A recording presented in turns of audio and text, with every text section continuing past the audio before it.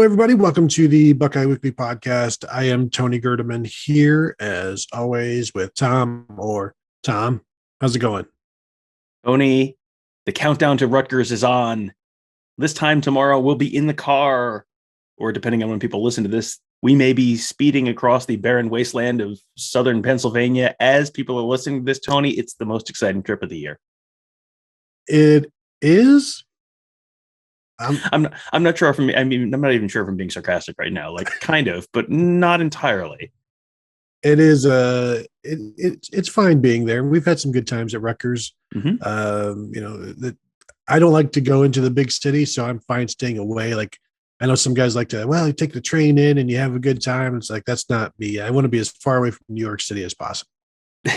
Well, I have bad news. You're getting a lot closer to New York City than you are right now, but that's okay. We'll keep you safe. We'll keep you ensconced in the warm and welcoming embrace of lovely New Brunswick, New Jersey. It'll be wonderful. Thank you. That's the only new I want. New Brunswick, not New York. New Jersey is fine. Of course, that's where we'll be. So I am looking forward to it. It's always a good trip.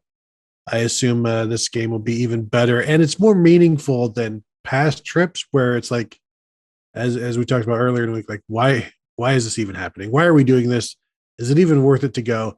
At this point, it just feels like obligation, like you've wronged somebody, and now you're paying a debt for that wrong. And now here we are going to New Jersey. But this week, it's like, well, this could be a legitimate game, and we're still going to learn more about Ohio State as they try to continue to fight for their opportunities to win a championship.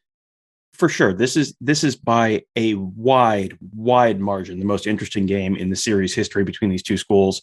I put together my 10 numbers and notes to know article that posted Thursday morning at buckeyescoop.com. And when you have a series that's as lopsided as this, you come up with like these crazy stats.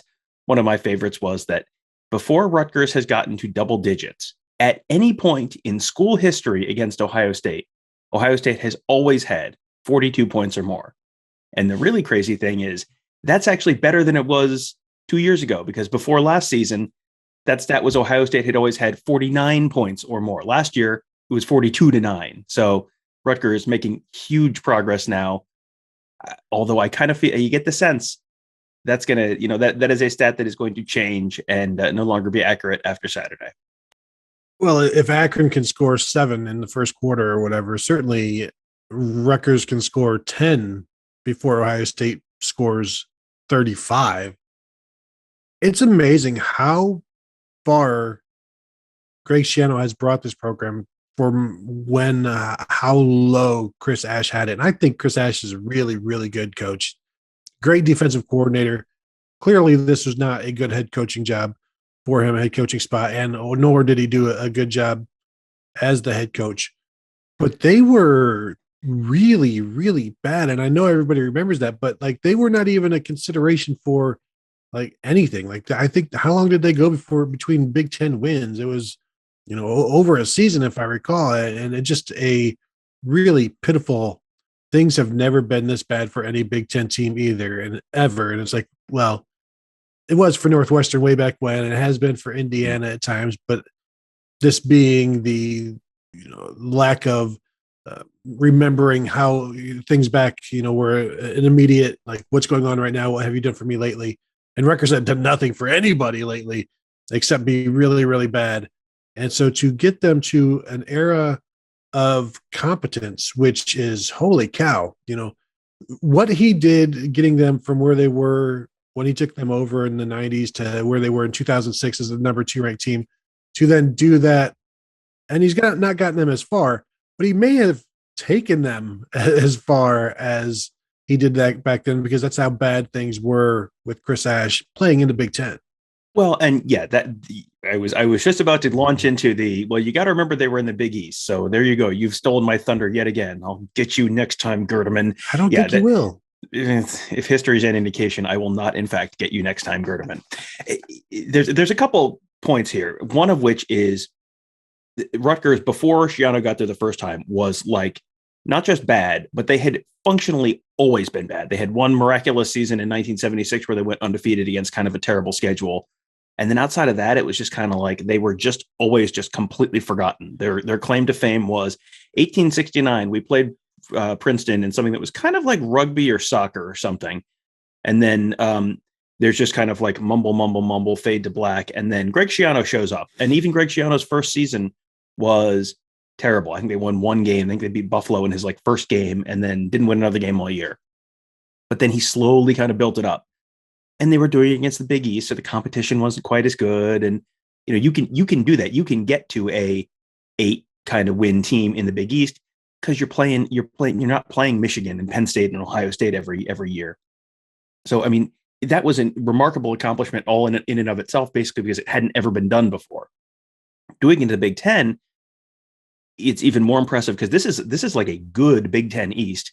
It was a decent conference last year, but he was like an immediate impact guy. It wasn't like one win last year. Like they were competitive immediately. They played an interesting game against Michigan, even though they lost.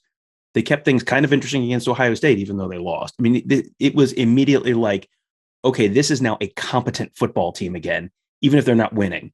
That was like immediate. And I think that goes to the transfer portal. Like he brought in a lot of guys from outside. You can get more of an immediate shot in the arm because you're bringing in Cruikshank, the wide receiver from Wisconsin, and Malik Barrow, the former Ohio State defensive lineman, and Brendan White, the former Ohio State safety. Like you can bring in Michael Onweyu, the Michigan lineman. You bring in all these guys, and all of a sudden it's like, oh well, now they do have Big Ten caliber players in a bunch of different spots across the field because they didn't before. Noah Vedral, the quarterback, was a Nebraska transfer. Like these are all Big Ten caliber players because they were at actual Big Ten caliber football schools before this. So that helped him get up to speed immediately. That does not one bit take anything away from how impressive this rebuilding job has been, though. No, and you throw in Drew Singleton, the linebacker from Michigan. They've got a North Carolina transfer this year. It's the new junior college. Like this is Greg Schiano is not the new Greg Schiano. He's the new Bill Snyder. The University of Michigan, the new junior college. You heard it here first, folks. I'm just saying. The Harvard of the Midwest, the junior college of the upper Midwest. Yes. Good job. Kansas Community College of the upper Midwest. So, yeah, and you get your team, you get them more veteran. You get them coming from winning programs like Aaron Cruikshank, Noah Vedral at Nebraska, whatever, winning-ish. They have winning adjacent. So, but also guys that now have an opportunity to play and to play a lot, and it's been a boon for them. Now, looking at Rutgers, and we talked to Ryan Day. I mean, I guess we should touch on some of the stuff that Ryan Day had to say on Thursday and on his radio show and in the lightning round. CJ Stroud has practiced well. I don't know that Ryan Day has actually said he's going to start, but he's looking forward to seeing him on Saturday. So, maybe he just means like seeing his smiling face. Maybe that's what I wasn't sure quite how to interpret. He's looked good in practice, and I'm looking forward to seeing him on Saturday. It's like this could mean anything. I don't know. Is he like watching practices via Zoom, and then only the only time he gets to see players in person is on Saturdays, and he's just looking forward to seeing everybody? But expect CJ Stroud to be there. Had a good week of practice, as you would expect him to do. I don't know that there's really any other news broken from day to day. Harry Miller, they're going to bring him back along slowly. He's back at practice, but don't expect him to be at center just yet. And who knows how quickly he'll get there anyway with the way Luke Whippler is playing. Anything, Tom, that stood out from day? I asked him about, he was talking about Travion Henderson, who was discussing finance and investments on Wednesday. And so he was asked about that and said, he's just a really, really mature guy. And then I asked him if he's not the only mature freshman. The way Day has talked about Emeka Egbuka this week and in past weeks, the way we have talked about Denzel Burke, Tyleek Williams, and I asked him, is that maturity, is that as necessary as just the sheer talent in terms of getting these freshmen to contribute as we're seeing them contribute? And obviously, he gave me the answer that I wanted, which is yes. And I think you're just going to continue to see more of that because this is a very veteran or very mature group. And he did also credit the veterans with being good mentors. I think there could be more mentors. I think maybe there's an issue of not having enough mentors, but the young guys, it's a mature group. But that's also where the recruiting comes in. you weed out the immature recruits, and then you just stick with, you focus on the guys that you want to be in this program that have the maturity to handle everything that comes with it. And I think that's the crucial point there, is that that's something that they really emphasize in recruiting. It's not just, all of these guys, like you talk to, I mean, just go across the offensive line. Any of the offensive linemen are like really charismatic, fun, intelligent guys. And it's not like they magically got that way just by being Greg Studwara adjacent. Like they came out of high school with, they recruit families, they recruit, they want to have guys coming from good families and good programs and with good backgrounds, and guys who are not going to have academic issues. Like, I mean, go back to the late 90s and some of those John Cooper teams. It was like every summer there was always, like, what was it, 1998, where it was like, yeah, there's like 14 players who may or may not be able to play this fall, and we'll just have to see how it goes. And that was just kind of how it was back then. Like, when was the last time you remember having Ohio State football player eligibility drama? Like, never. I literally can't remember the last time. And this year, probably Ian Teote. Yeah, well, that wasn't academic eligibility. That was NCAA stupidity eligibility. So that's not quite the same thing. But yeah, that's something that they really have made a point of doing, and that was, a big thing for Urban as well. That isn't just a day thing, but you have these really impressive players because you're making a point to recruit very impressive players, on field and off field impressive players. So that does help with having guys come out and just being immediately, having a good head on your shoulders. Like I every time there's a true freshman Ohio State running back, I kind of like my Maurice Clarett antennas go up. Like, is this going to go very badly, very quickly? And just look at the way Maurice Clarett talked about money, handled money. I mean, and obviously the NIL piece changes things quite a bit now that TreVeyon Henderson has access to all sorts of stuff that Maurice Clarett didn't. But just some of the Maurice Clarett, getting weapons grade angry over not being able to fly home for a funeral of a friend before the Fiesta Bowl, versus TreVeyon Henderson talking about investing in, investing in. Apparently, Ryan Day said he's TreVeyon Henderson is invested in Tesla. That was something that he was talking to TreVeyon Henderson about at one point. And I mean, it's a different mindset. It's a different maturity level. These are guys who come from different backgrounds. I mean, Maurice Clarett in the year 2021 is not Maurice Clarett in the year 2002. Like, those are very different people. And I think the Maurice Clarett of 2021 would have a lot more in common with the TreVeyon Henderson of 2021 than the Maurice Clarett of 2002 would. So that speaks to maturity. That speaks to, all the stuff you have to do, because if you can stay focused, if you cannot get sucked up into the hype and into the I'm the biggest thing in the history of the world, then you can stay on task, and then you can continue to become what you can be long term. So that is a big part of it for TreVeyon Henderson. That's a big part of it for all those freshmen. Yeah, and Maurice Clarett would have much more in common with the TreVeyon Henderson of 2021 rather than the TreVeyon Henderson of 2002. I don't think TreVeyon Henderson existed in 2002. As I'm thinking about this, I now feel like I'm about to turn into dust. Oh, Lord. I only had to say that because I thought the same exact thing. I was like, was TreVeyon Henderson born in 2002? Maybe, but probably maybe. And then I thought, gosh, that makes me feel old. I need to make Tom feel old. I haven't made Tom make that face, like throw his head up and look at the sky in despair in at least 24 hours. So let's rectify that right now. That's the only thing that makes me feel young, is making other people feel old.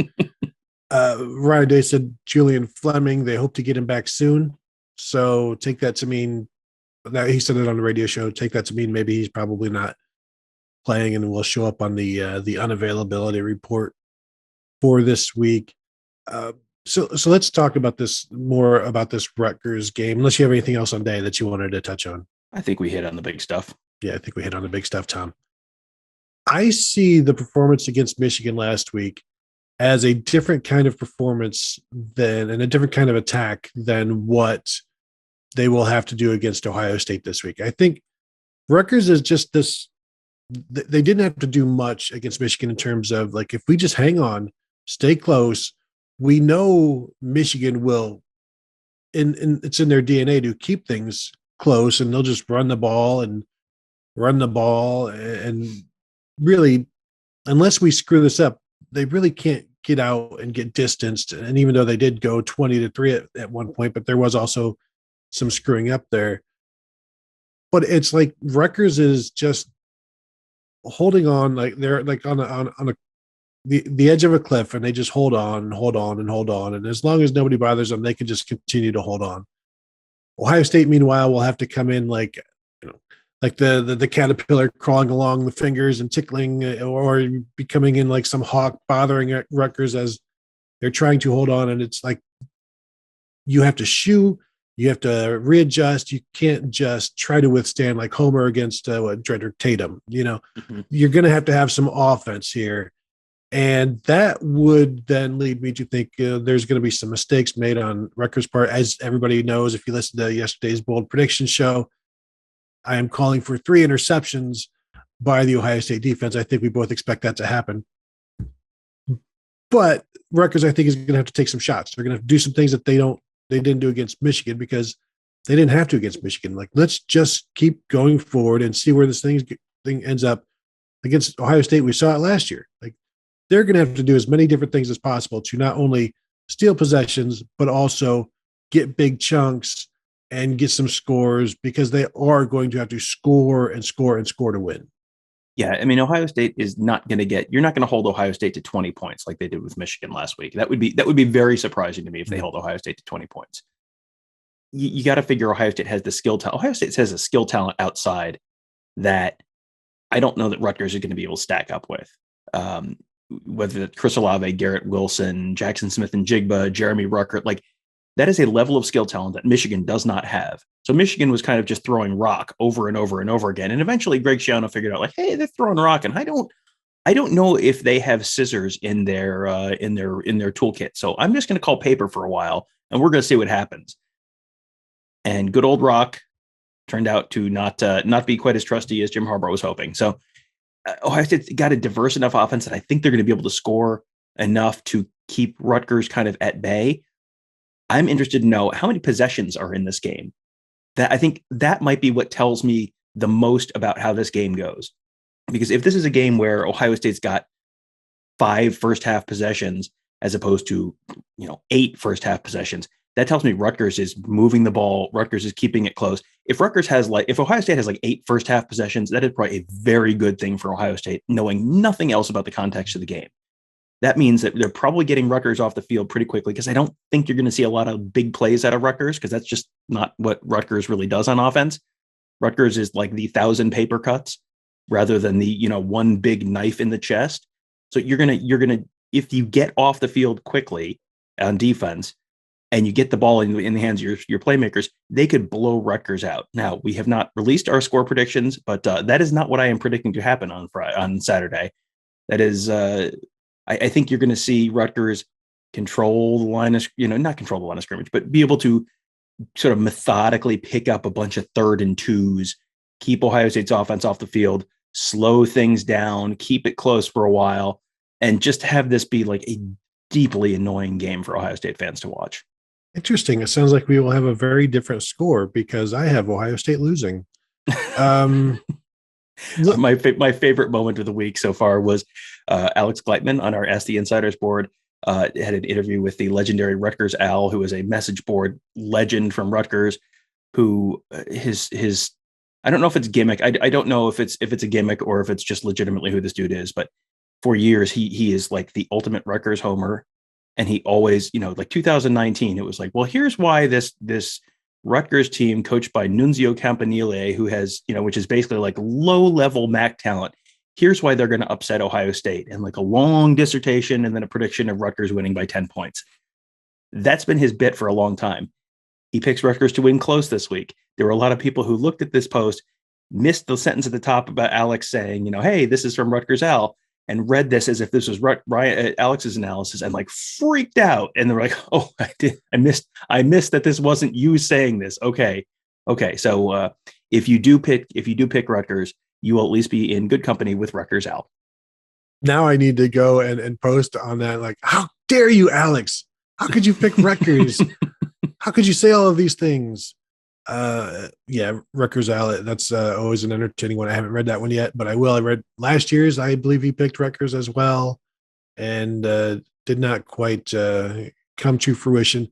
Tom, I'm looking at this Rutgers defense, and let's keep in mind they've played Temple, they've played Syracuse, they've played Delaware, they have played Michigan. They've not exactly played a group of outstanding offenses. They've allowed 261 total yards, 258 total yards, 257 total yards, 275 total yards in those 4 games. So between 257 and 275 yards, that's all they've allowed. Tom, would you side closer to the 275 or the 257 for Ohio State? I'm going to go on the high end of that. I do think Ohio State will be at least, man, I should have saved this for a bold prediction show. At least 275 yards of total offense from Ohio State against Rutgers. That's my prediction. I would have gone 277. I would have made you go 277, and then I would have accepted it. But that's the kind of those are the offenses they've faced. Passing offense wise, they haven't seen anything like Ohio State.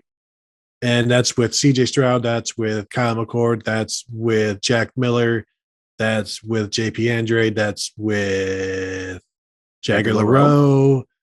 That's with Quinn Ewers. I mean, maybe not Quinn Ewers. He'll get there eventually, but let's not throw too much on him. But they haven't faced any passing game like this, especially when you complement it with the running game, which I don't know, it feels a little bit disrespectful to say the running game is the complement to the Ohio State passing game when you've got Travion Henderson, you've got Mayan Williams, Master Teague, all of whom could do some significant damage against the Rutgers defense that has been pretty good against the run. And they held Michigan to 112 yards rushing. That was the number one rushing team in the nation, coming in around 350 yards. They held them to a third of that. I think we all know that Michigan was not going to lead the nation in rushing this year, but they had done really well for 4 weeks. And so Rutgers stopping them is meaningful, but Michigan not taking advantage of their of the ability to run by throwing some play action and things like that has been pretty terrible on the part of both Jim Harbaugh and offensive coordinator Josh Gaddis. But we're not here to talk about Michigan. That's Monday's show. That's Monday's show. But I feel like Ohio State's offense is made for this kind of defense where they can do either. Rutgers will have to load up to stop whichever one they're going to try to stop. And that's going to be the running game initially. Yeah, I mean, yeah, they're going to have to. They're going to have to pick their poison. Basically, you can't sit back and say, well, we're not going to let these wide receivers beat us, because then Ohio State's good enough across the offensive line that they're going to be able to get a push against your defensive front, and all you need is a little hole, and then Travion Henderson is running a long, long, long way. I think Rutgers knows that. I think Greg Schiano, as a defensive-minded coach, like, your brain is always going to default to, we have to stop the run. That is job one for every defensive coach since the start of the sport in 1869. You have to stop the run. So they're going to do that. That's going to open stuff up downfield. And then some of the question is just, how is CJ Stroud's shoulder? How is he doing? Is he going to come out and is he going to be, a little, whether it's the shoulder, whether it's just kind of nerves, whatever, is he going to be sailing passes again, or can he hit a couple? Because if you hit a couple downfield, then this could get out of hand early. It's possible that they hit a couple downfield, you get up 14 points, you get up 21 points, Rutgers, and then either Rutgers has to adjust and then it opens up the run, or Rutgers just keeps, kind of gritting their teeth and saying, well, let's see if you can do that again. And because the receivers are going to be open, especially if Rutgers has to kind of tilt towards the run. If they have to focus on stopping the run, those receivers are going to be getting open if they're in one-on-one coverage. So then it's just a matter of, are the passes accurate enough to make them pay for it? I also wonder if Ohio State gets up, say, a similar 21-3. Obviously, Rutgers knows that they can come back against a good team with that kind of score. But I also feel like at some point, Greg Schiano is going to know that maybe the game is over, and the best course of action right now is to not just get blown out. So let's run the ball, let's run the clock, and try to make a 34-10 game look like it's closer than it was going to be had they started throwing the ball all over the place, trying to get some scores. Maybe we see some of that, but that's a long time from now. That's at least the third and fourth quarter. The Rutgers offense, I am expecting a bunch of Noah Vedral runs. Last week, DJ Irons rushed for about 60 yards, lost about 40 of that to sacks. So he was getting into some areas of freedom while he was running. No Vedral will keep it on a lot of the read actions. So this is going to be a new test for the Ohio State defense as well. And I think it's good that they saw some of that last week. But like, if this is close, Vedral is going to carry the ball over 20 times. If they're just, it's going to be a JT Barrett type of thing where, yeah, we will go for it on 4th and 1, and we're going to clear everybody out and run the quarterback keeper and just keep trying to move the chains. 4 yards on first down, 3 on second, and now we've got 2 downs to pick up 3 yards. And I think it's going to be that, as you said, the time of the time of possession, shortening those possessions, and just the whole 3 yards in a cloud of rubber pellets. And I think a lot of it is going to be Noah Vedral. I like Isaiah Pacheco, the running back. He's a tough dude, but I think this begins and ends with Vedral. That is what I would think as well. I mean, I think if you go back to, you remember the drive at the end of the 2007 Illinois game where Illinois, it was like, I'm going to do this off the top of my head, but it felt like 47 plays and 78 yards and about 42 minutes off the clock. I think it was probably more like 8 minutes, but it felt like 42 minutes as you're watching it, like just constantly picking up 3rd and 2s. That seems like what, if this goes badly for Ohio State, or if this is a deeply uncomfortable Saturday, even if they don't lose, if this is a deeply uncomfortable Saturday for Ohio State and Ohio State fans, that's kind of how I think that goes. A lot of 3rd and 2s, a lot of 4th and 1s, converting a ton of those. Ohio State's defense not being able to get off the field. And it's possible. I mean, that is hard to stop stop a guy from getting 1 yard. That is not, 1 yard is just not that much. So unless you have a completely dominant, face caving defensive tackle like that, that is a difficult thing to keep someone from being able to do. If it goes badly, that's how it goes badly, I think. I will be interested to see if they can get decent push. Like if they could get Rutgers in 3rd and 5, 3rd and 6, 4th and 4, then I think that makes it a little tougher challenge on Greg Schiano. Because I think you talked about him kind of folding the tents. That is definitely not what he did last year. They were down 42-9, and then outscored Ohio State 18-7 in the 4th quarter. Like they were just going for it and going for it and going for it and just trying to make it a miserable experience for Ohio State. I don't know if, maybe he does kind of fold the tents. That's not what he did last year, but whenever the game is remotely in doubt, I expect to see a lot of Greg Schiano going for it on 4th down. Like that's just, you've seen coaches, a bunch of coaches all against Ohio State. Philip Montgomery from Tulsa did this. Tom Arth from Akron did it. You're punting, and it's like, what are you trying? Is the goal to keep the game close? Is the goal to cover here, or are you trying to win the game? Greg Schiano is going to try to win the game on Saturday. It would not surprise me if there was, going for it on 4th and 1 in his own territory, like that kind of stuff where you wouldn't necessarily associate that with a defensive minded head coach.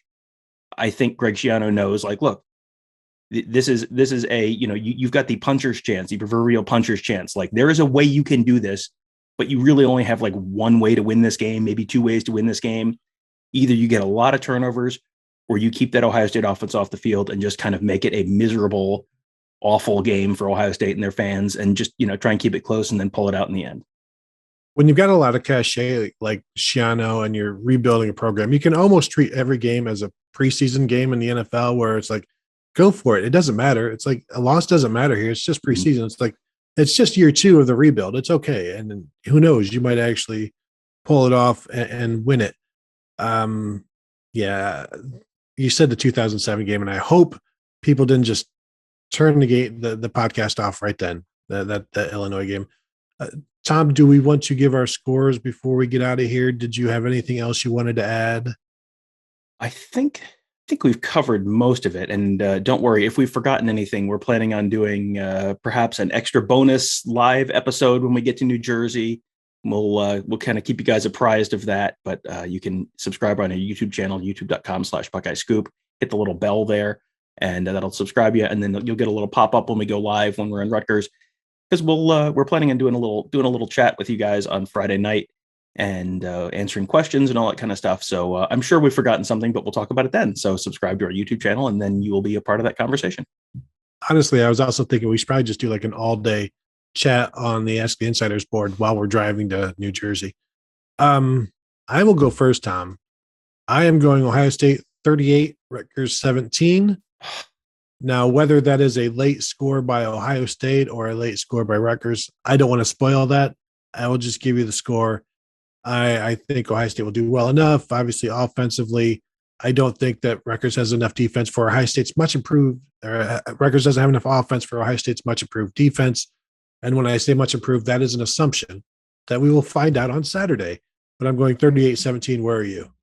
I cannot tell you, other than constantly losing on the stupid bold prediction shows because I miss by a yard or whatever. Like, other than that, the thing that when we pick similar scores every single week, it drives me insane because it's like I want to have something where it's like we're not both 4 points off on a score, and I can really be correct and talk trash to you, and that's what I want.